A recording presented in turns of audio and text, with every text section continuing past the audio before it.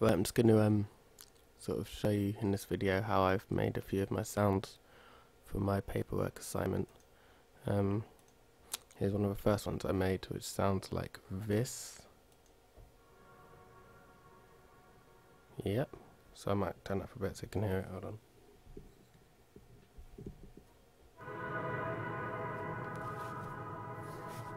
That is very loud. There we go. Right, so yeah, basically to get that noise I have selected the beginning bit of the paper example, which I'll show you here. This is just this. It's just that first sort of second clip of it that I've taken just to make a sort of synthy instrument, sort of like some strings with a really long attack on it or something, and just to cover the mid-range sort of section of my composition. When I cut the sample, it sounded like this. If I bypass the reverb, it's just a tiny little clip, and with the reverb on, I set the reverb time to 20, which is pretty much as high as it can go, just so it takes sort of as long as it can to die out. The lows I've left pretty in there just to get that sort of rumble, sort of ground rumbling sort of sound. It mixes at full because I didn't want the initial kick, the initial hit of a sound. So if you listen to it, it sounds more like this. It's sort of quite gradual as it builds into it with a really long reverb time. Yeah. So after that, I bounced that sound and made sure I caught all the reverb, and so I set my left and right locators until the sound had stopped. And when I bounced it, I imported it back into my project and normalized it. I then exported it again as a sample, WAV sample, so I could import it in Contact, which is a sort of it's a sampler which is built to use with Logic or Cubase. It's just a plug-in VST, which I quite like using it. I find it quite simple. So yeah, here we go. Here's my sample there, which I've loaded in from my bank here on the left. And what Contact does, which I find quite useful when you're composing, writing chords and stuff, is it maps your sound to go up in semitones as you play it on your MIDI keyboard, just like a piano would or something. And you don't have to map everything yourself. It just pre-does it when you load in the sound. I find that quite useful. So yeah, that's pretty much what I did to get my sort of chord sound like that. That's just a simple trichord. Yeah. So yeah, that's one of my instruments done. Right, the next sound I wanted to work on was through additive synthesis. Really, it's not sampling at all. And to do this, I used a program called 4, which is a polysonic synthesizer.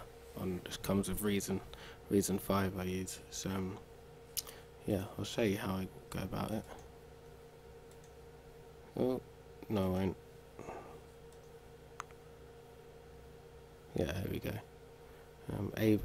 I'll rewire Reason through Cubase just to make it easy. Here we go, open up Reason.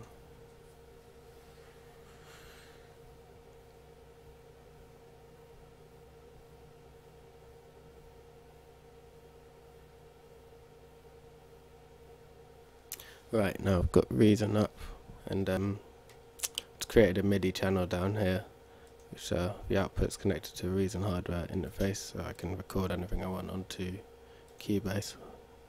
So yeah, if I open up Reason, I've got an equalizer there, which I don't want. I'm going to create a combinator, which I'm going to put my synthesizer inside that.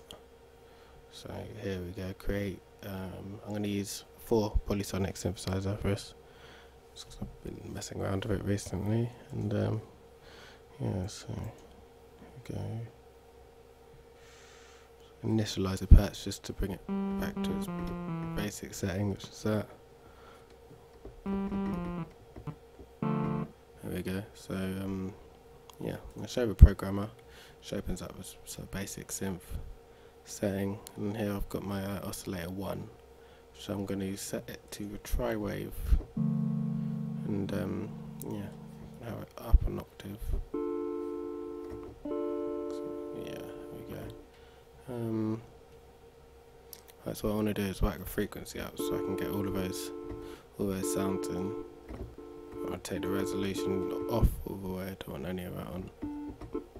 I'm not happy with that clip, so I'm just gonna put the attack up just a little bit. So, use a shaper as well with a hard clip on it. Put a drive up, just give that really sort of harsh sound, and yeah. So just messing around at the moment. Doesn't sound too good, really. Quite basic, gamey synth. I'm gonna put some LFO on it.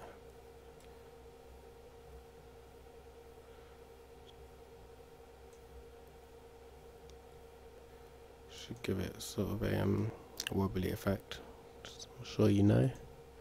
So let's send LFO just a little bit to oscillator 1 pitch.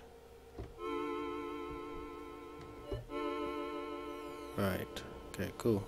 I've got one of my synthesizers there, which I'm going to use in my composition. And if you change the waves, you get a more sort of harsher sounding thing. If you change it to a square wave, if you want the saw wave, it's quite similar to the tri-wave, but obviously it's saw, not soft.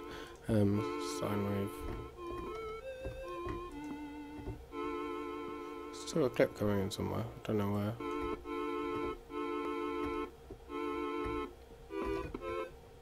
Oh, it's just the MIDI overlapping, but yeah, okay. There we go, we've got another synth, so let's see if I can get that to work with the sound I made earlier using the reverb.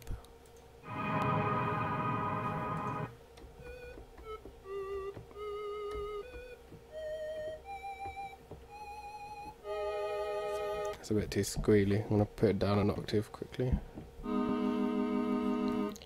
Nice. So, let's see.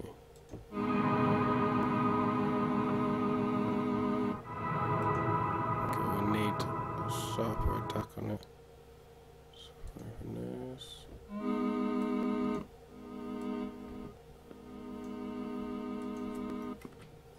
So a less sharp attack on it, not a sharper attack. I don't want to quit that, I just want to close it. There we go.